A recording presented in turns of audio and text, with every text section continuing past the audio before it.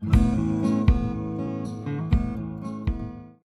part 1 to 3, I have discussed the feces or stool sample collection, its gross examination, and list of techniques or tests used in routine feces or stool examination.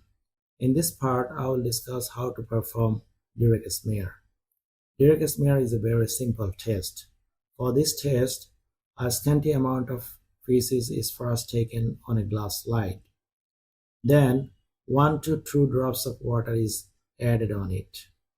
Please note that the physiological saline is used for freshly collected unpreserved feces or stool samples for the detection of motility of the trophozoites of different protozoa, such as Entamoeba histolytica, Giardia intestinalis, Balantidium coli.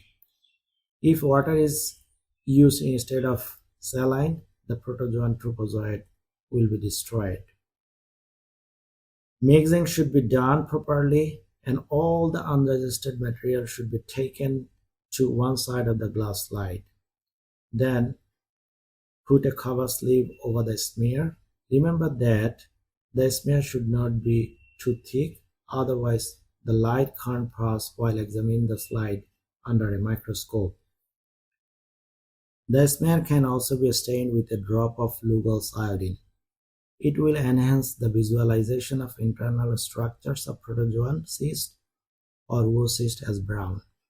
They can be contrasted well with the background debris but will kill the trophozoites present in the sample. I would suggest to check the unstained smear first, then add a drop of iodine on the smear. Further, 0.1% methylene blue can also be used. It will stain the background debris, which will help to visualize the eggs on the bluish background.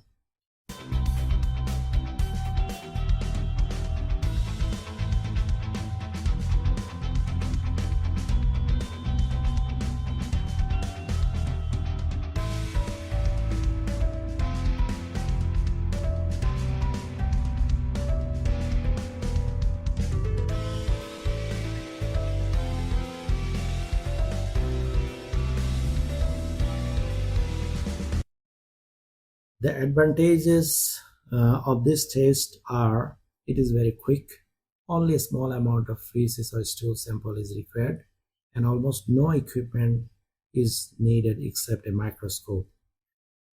The demerits of this test include there is a chance of missing eggs, trophozoites, cyst, and oocyst because a scanty amount of feces or stool sample is considered. That is, the sensitivity of this test is low. As a result, it failed to detect the low-grade infection.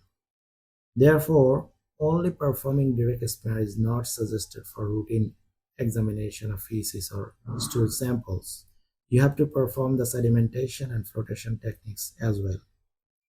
So watch the next part of this video lecture for sedimentation test. Heaps of thanks for watching this video.